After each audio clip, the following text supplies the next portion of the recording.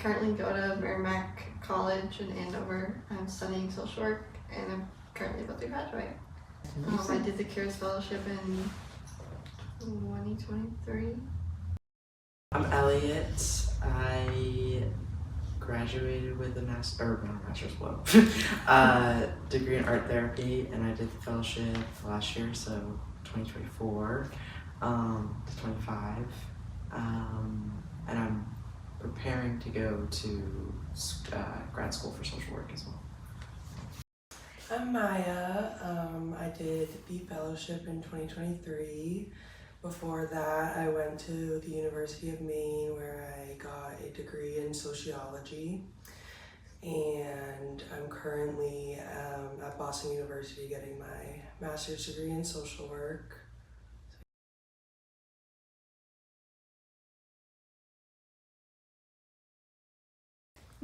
So right now I'm at Beale Street, which is the community treatment residence in Hingham, where I worked also as a fellow.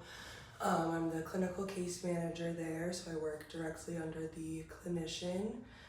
I think the fellowship helped prepare me in a way where I just felt like I had a really unique perspective and like overview of each of the programs. I felt like it kind of was able to almost like fast track my experience between working in, an emergency residence, 2 of them, the community treatment residence, and then also sales, the DMH facility. So I feel like I just was able to kind of get like a really good concept of like what trauma-informed care really means, and I feel like that was able to kind of position me to be able to take on a role that was more clinical, maybe quicker than I would have first anticipated. And then also just applying to grad school and, being in grad school now, I almost feel like I have this understanding and just like have a lot of knowledge that maybe, my peers and, fellow students don't, just because I was able to learn so much through the fellowship and working in those different programs. It gave me a good foundation to what I do now. I'm currently a clinical intern at Survival Emergency Residence. So I work alongside a clinician, and then I also am a residential supervisor at Plymouth. I felt like it gave me a lot of experience in, also like Maya said, just more than my peers at school had. I'm a youth advocate at the DMH facility, sales. I feel like the fellowship, just gave me a good perspective and a lot more experience than working at just one place, and kind of let me explore my options of like if I want to work through DCF or DMH or what kind of care, I guess, like I want to go for. And it really solidified my want to do social work from going from art therapy and then wanting to have a broader, just being able to do more or like have more options of how I want to work and what I want to work in.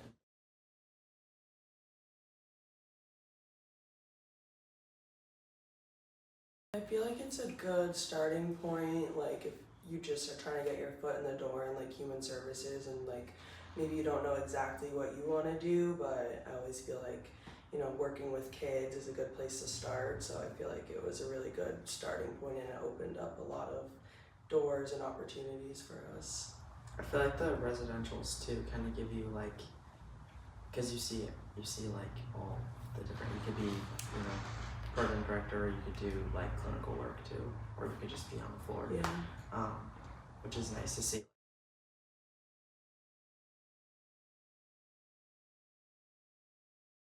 I think that was also honestly a highlight of my fellowship experience. I felt like the staff I was working with, they didn't really get that one-on-one time to kind of debrief their week and process and, oh, how would you do that better, or how could I have,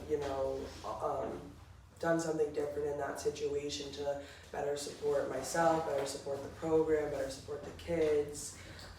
So having that weekly kind of fellowship supervision was definitely unique, and I felt really lucky to be doing that at the time. And then when I did go on to stay with BSCS, stay in residential, that was a piece that I was really missing. And you find, different coworkers and supports to kind of do similar supervision time with, but I think, with your cohort is really important because they're really the only people in the world that know what you're doing. No one else is working the fellowship. So yeah, I felt like that was really important. Yeah, it definitely helped having having a couple other people that understood what it was like to work at 4 different places, or like share with you like what's going on at that house, or I haven't been there in a week, what's even happening there. And it was really helpful to have other people to bounce ideas off of too, or like, this worked for me.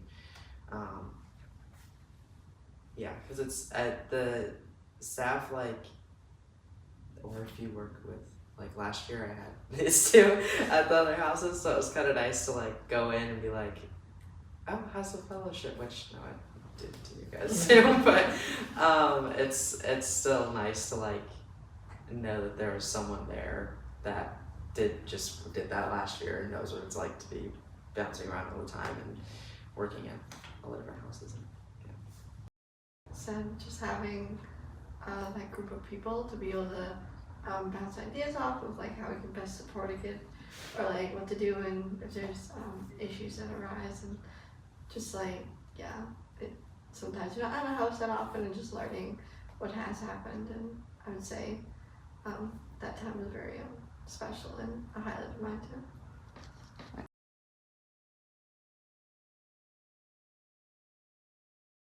Just being able to go through all the 4 programs. One highlight would be the staff.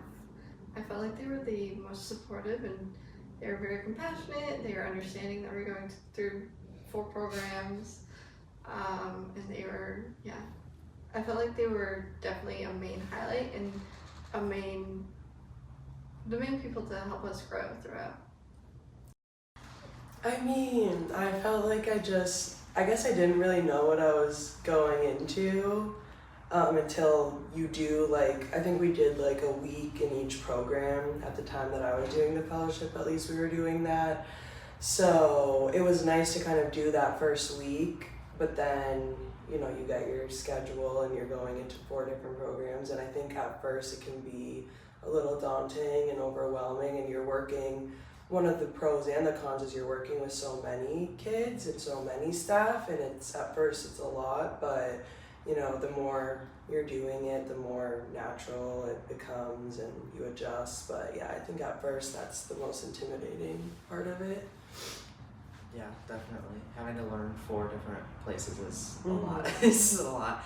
And it's all very different, ways that staff work together, the community in each house is different. So you kind of learn how to work with a lot of different people, and 4 houses isn't. But then I kind of miss it a little bit sometimes, bouncing between places. It's nice to have a consistent schedule, but it is also I don't know if fun's the right word, but you're always on your toes. You're never bored in the fellowship. Yeah.